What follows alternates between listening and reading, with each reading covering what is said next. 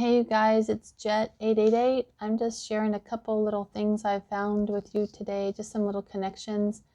Some of it's pretty relevant to what's going on today, so I'm just going to connect a couple little dots. In this book, just today I've read this book before, but I came across it again, and this is The Cross Currents, Electromagnetic Radiation, and it's by Robert Becker, The Perils of Electropollution. And there's just something in there I wanted to share with you. We're on page 49 here, and one of the questions that was asked is the problem that of deficient control systems, or is it that the cells have changed so that they no longer respond to normal controls? And this talks about the mechanism of cancer, and I'm just going to read a couple of the paragraphs. So sorry about the shakiness. It says, molecular biology has given us answers to one of these questions. We now know that the defect in cancer is in the cancer cell itself. Those agents that cause cancer, either chemical carcinogens or ionizing radiation, act by changing the genetic apparatus of the cell.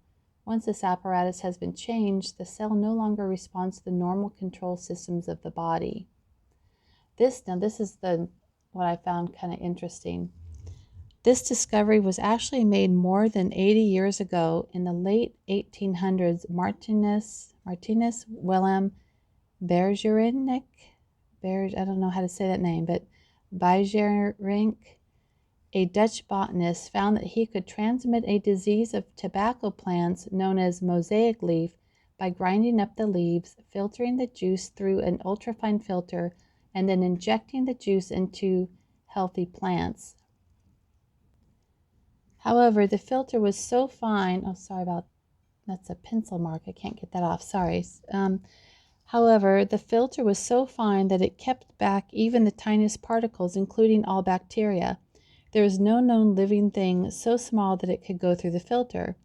Bergernik was convinced that he had discovered a new form of life, which he called a filterable virus, so small that even the most powerful microscopes could not see it.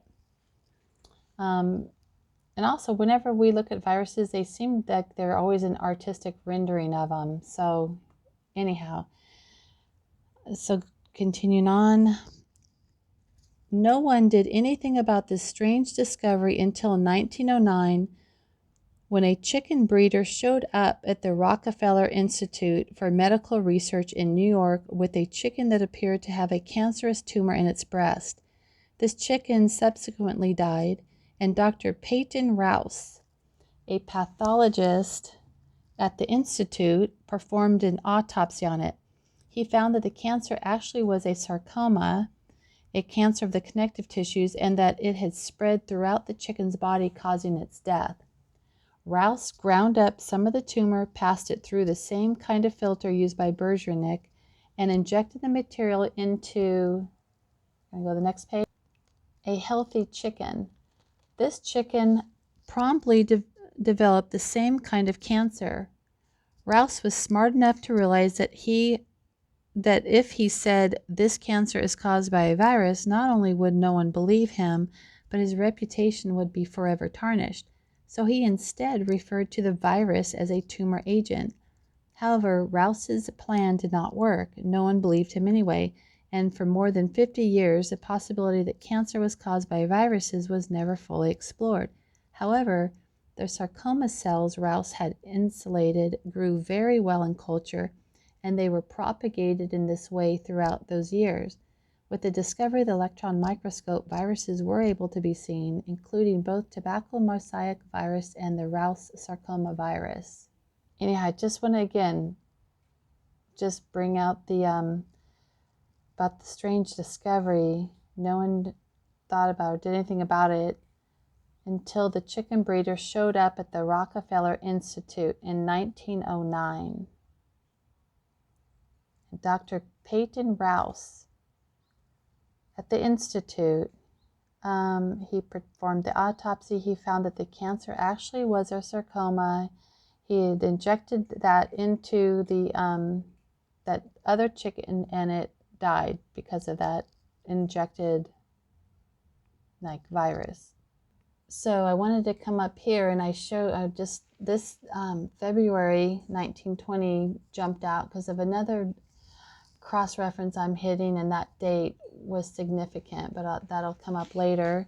But anyhow, what I just wanted to see what was significant about 1920. Why it said 02 1920. So, but what I found was interesting was this sentence right here.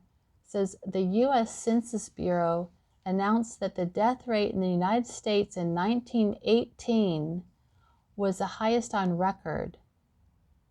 So 1918, the death rate was the highest on record. That's 9 years after Dr. Peyton,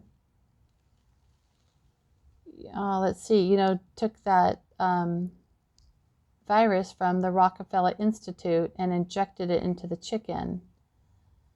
So 9 years later, you've got the highest death rate on record in 1918. So anyhow, that's just one teeny little thought. Okay, so just thinking about speaking of viruses and all that stuff. I just found this on inverted. I don't know what that says. Inverted Dell Academy. I don't know. I'll have the link in the description. And I've heard some people mention and talk about this before. This the Sherman Antitrust situation. I guess that there's a lawsuit going on between the citizens, of the United States of America versus United States Department of Health and Human Services Center for Disease Control and Prevention. So that's, the CDC. There's Robert Redfield et al., National Institute of Allergy and Infectious Diseases. So would that be the NIH? Yep, there's their Anthony Stefan Fauci. Governors of all states issuing, this is awesome, I think, to see this. So the governors of all states issuing executive orders abridging the First Amendment of the Constitution. And they mention here University of North Carolina, Chapel Hill, and Professor Ralph Barrick. So I was curious about the Chapel Hill. So that's where we're going to go next. This link, I'll send you guys this so you can read all about this, about the patent and coronavirus. The CDC and Fauci, they all grabbed that patent. I know a lot of people have spoken about it, so I'm not really going to go too deep into this specific, the SARS-CoV patent and all that, but that's the Sherman Act violation, which is being brought up. But anyhow, so we're going to go check out this Chapel Hill real quick. Okay, so this is interesting, I think. I just think this is just kind of weird. If anyone has seen Hannibal Lecter, this image right here might make sense to you. But anyhow, so we are at here's the University of North Carolina at Chapel Hill. Anyhow, it's a picture. These are just people, like students with paint all over them. Just weird. But anyhow, it states, it's always a great day to be a Tar Heel.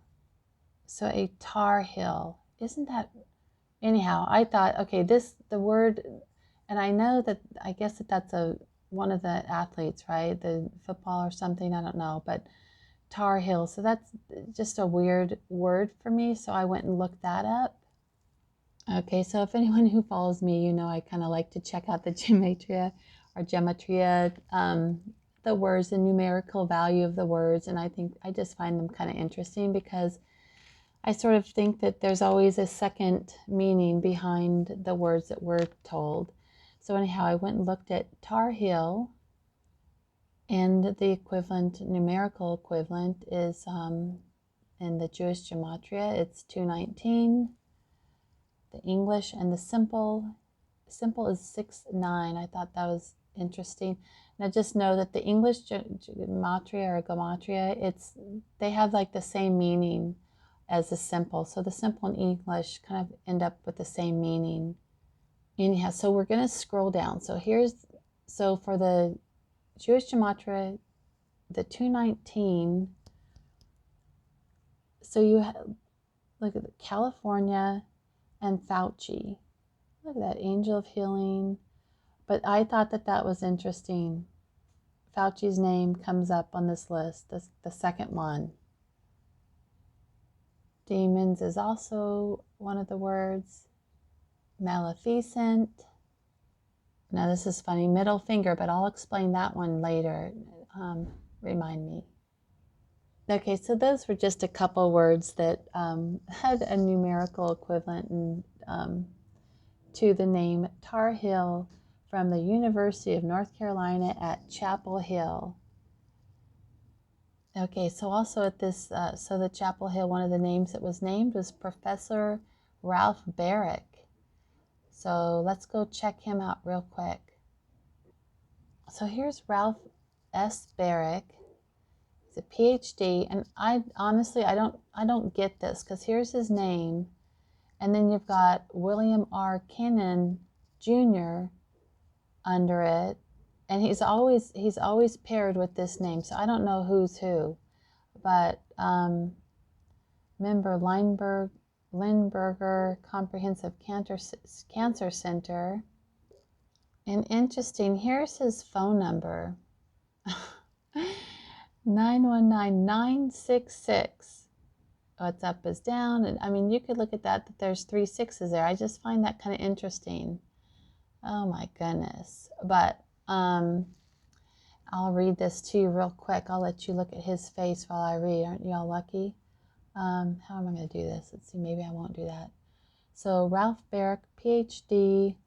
See, I don't get this. So Ralph Barrick, PhD, is the William R. Kennan Jr. Distinguished Professor in the Department of Epidemiology and the Professor in the Department of Microbiology and Immunology. He is Harvey Weaver Scholar from the National Multiple Sclerosis Society and an established investigator awardee from the American Heart Association.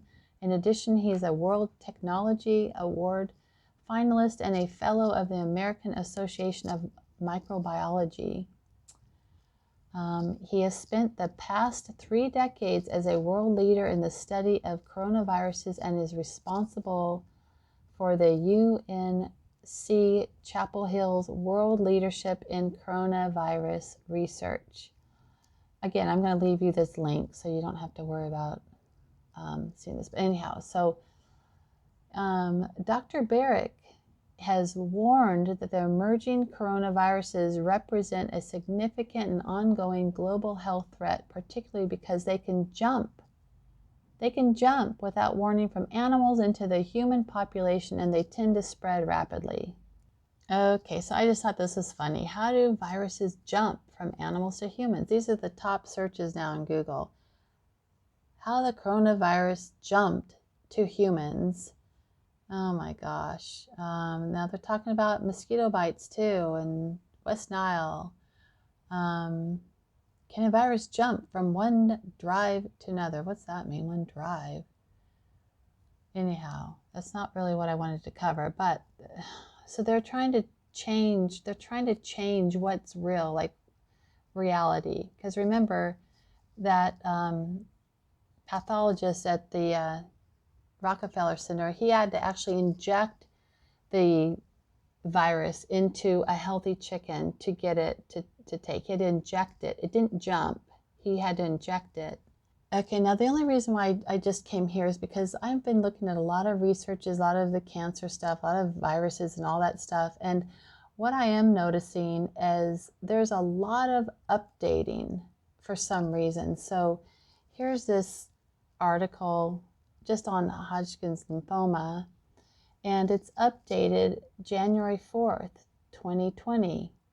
Like, why would you have to update an article? If you've written an article, doesn't it just pretty much stay written unless you have to make some kind of correct a mistake or something. So they're changing the information that we're being allowed to see, you guys. Okay, so one more. I'm just going to grab something out of this list. So this is how is blood cancer transformed. This really wasn't where I was going to jump to, but just like the virus, I'm going to jump. We're just going to go here real quick. Whoops. And again, an overview of the Richter syndrome, whatever that. So let's see, medically reviewed. Oh, good. So it's reviewed. That I don't see that having an update of anything. The only thing I do notice on this, hang on, I got a dog that's going to start barking. So this Doru Paul, MD, that this was on medically reviewed on March 28th. That's pretty recent. The only thing that I'm Getty images. Whenever I see Getty images, I know there's not any truth to it, or there's a twisted truth. So here's just one more. I'm not going to dwell on this part very much, but this says let's see, medically reviewed by Doru Paul. This comes in, his name shows up a lot. Medically reviewed. They're medically reviewed. A lot of that guy, same person, medically reviewing things, but I'm going to go look here real quick. So again here, so updated. It was updated January 2020. I don't know why you write an article and you have to update it. So that's just, I just find this weird. And again, this isn't really the direction I wanted to take this, but I'm going to get back on track here. Oh, this is funny. Sorry, I can't help myself because I just noticed in this article, it says red blood cells are the main source of traffic on the highway, so to speak.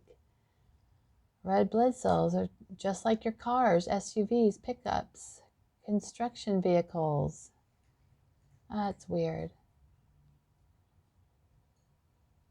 Okay, wait, so we've got to get back to this Ralph Barrick guy. So anyhow, I was just looking at his name also on my gematria numerology thing, and I just wanted to see what that came up with.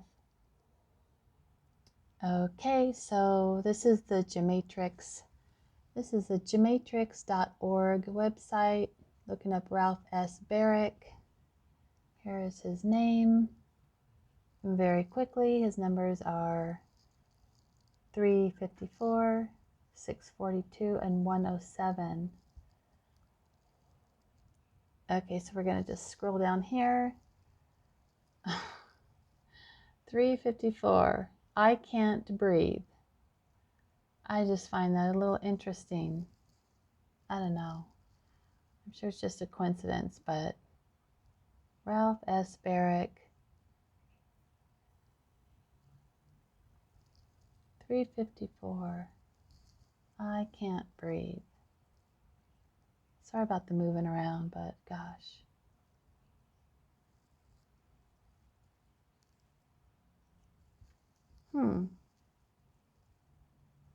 So I also wanted to go look at the simple gematria at 107.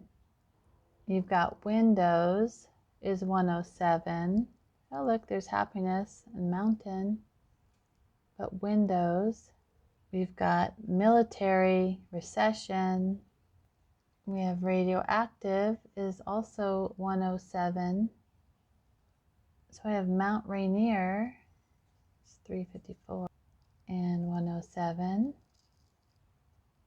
Okay, sorry for the jumping around. So again, the Dr. Barrick has warned that the emerging coronaviruses represent a significant and ongoing global health threat, particularly because they can jump without warning from an animal into the human population, and they tend to spread rapidly. Oh my God. Okay, so I'm just going to quickly just sum up that the Supreme Court, the thing that I showed you initially was about the University of North Carolina, Chapel Hill.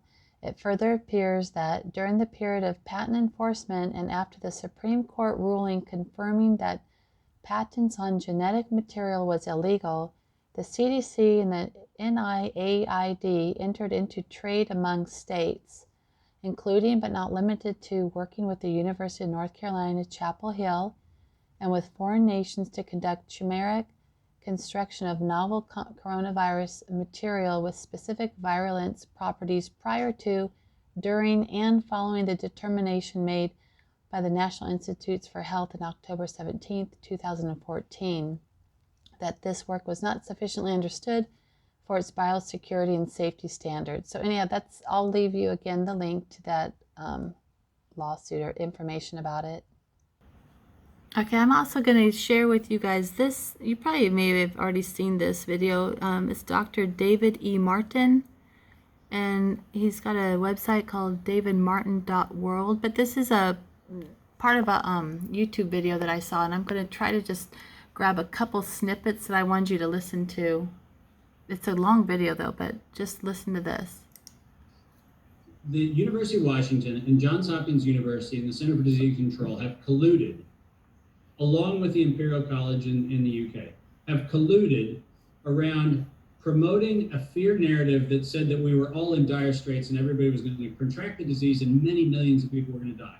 That story, they had to backpedal from very quickly, because as soon as people read the models, they realized, first of all, they were based on influenza, which we were told not to compare anything to, right? Here's the influenza model that we're going to use to scare the shit out of you, but you're not supposed to read that it's an influenza model because only trained scientists can navigate the distinction between influenza and influenza, which is absolute crap shit, right? That can't be true. We were told that millions of us were going to contract it, millions were going to die. That narrative, which was the narrative, and if you go back and read, particularly the University of Washington and Hopkins studies, what you'll find is that in their most egregious scenarios, they recommended in their scenarios a reduction in healthy population interactions by 50% as an extreme. Nowhere in a single piece of epidemiological research has there been a single model that showed a healthy quarantine of 3 billion healthy people. Okay, so I just wanted to share that one. Sorry about the lag. My computer's lagging. It's just, there's one more little thing I wanted to have you listen to about what he said about the governors. I think is interesting, and I think that lawsuit that they're doing is part of this. Where in a single piece of epidemiological research has there been a single model that showed a healthy quarantine of 3 billion healthy people.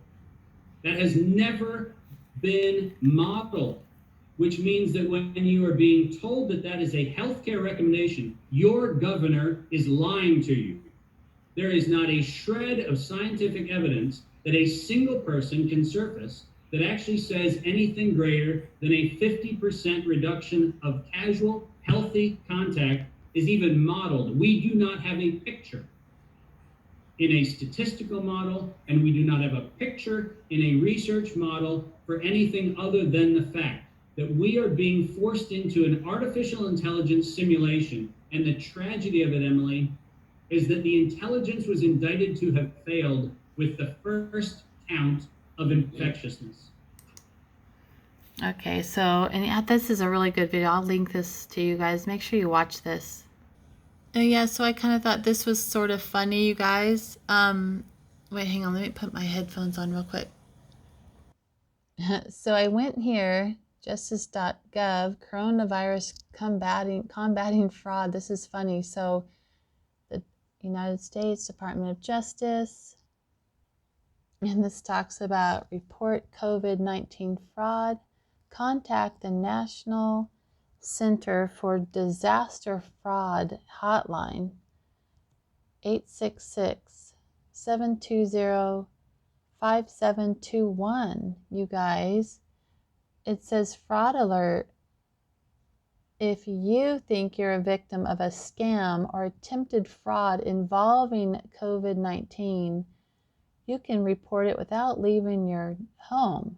lucky you, by calling the Department of Justice's National Center for Disease Fraud Hotline at, and get this number, so 866-720-5721 to report fraud regarding this COVID-19. So we should all actually call and turn in our governors and our supervisors and the mayors for lying about the COVID. I think we should do that. Wouldn't that be fun? I'll just put in a phone call to combat the COVID-19 fraud. I think we should call. Whoops. There's the number. So 866-720-5721 to report the fraud. Okay, so this is something weird that I came across on my phone. I was cleaning up my phone and I don't even remember grabbing this one, but this is a little video that was caught in the car, TrumpCard.com, and it's about air ride equipment. And let's see if we can play this for you all. Let's see.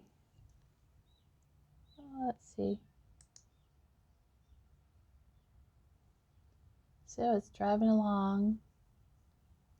Anyhow, so it's got the khaki kind of military look, right? Whoops. All right, so hang on, I'm going to go show you something else. Okay, so we're just going to go check out this business. I just thought it was interesting. So TrumpCard Inc. They handle cartage, so that's short distance. Air freight services, trucking services. So here's Bloomberg, the company and its products. So TrumpCard Inc. provides air freight services, transportation and logistics. So it's weird, there's no phone number. I don't know, they don't have a phone number, but these are the people who we're going to just look at real quickly. Marco Hanlon, Chris Zingreby, and Kevin Forhane, just real quick. Okay, so here's Marco Hanlon. So we'll check out this one first. So Marco Hanlon, Jewish Gematria 323, Lucifer. All right. Pet goat. I've never seen My Pet Goat or I Pet Goat, but I've heard a lot about it. And look at that. And we'll look real quick at the simple gematria, the 114. So there's TrumpCard. That's funny. So 114 in the simple gematria, TrumpCard. Oh, and Holocaust. And frequency. Geez, we're on a roll because we got Bill Gates here too, with the eyes, 3 eyes. And we've got the Corona hoax, and that's all under the 114 simple gematria. Bill Gates, frequency, Holocaust, New World, 114 is New World. So that was Marco. So Chris Zingreby, and I don't want to really spend that much time on this, but we're just going to run over it real quick. So what do we find when we look for Chris?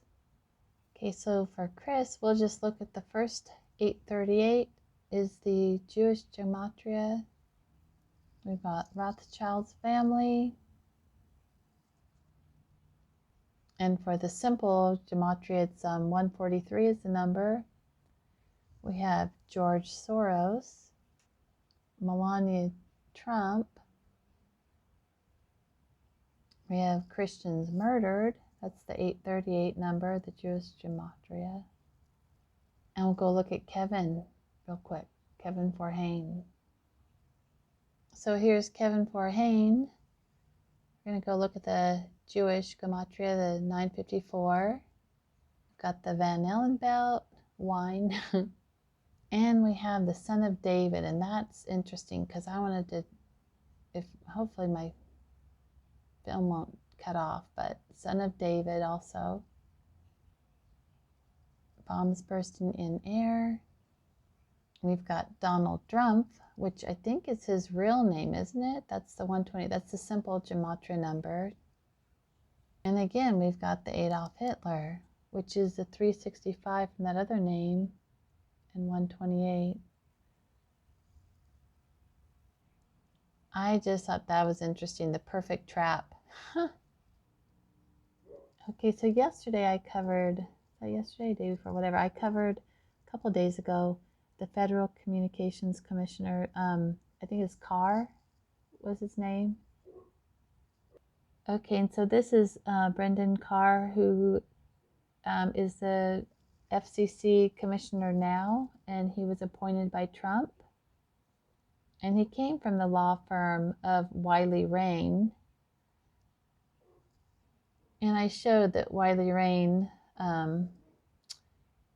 represents AT&T services. And here's the disclosures filed on this company, on Wiley Rain. It says once a lobbying engagement begins, the lobbyist or firm is required to file updates 4 times a year. Those updates sometimes change with which lobbyists are involved or add new issues being discussed. So when lobbyists stop working for a client, the firm is also supposed to file a report disclosing the end of the relationship. So anyhow, this is the Q1 report.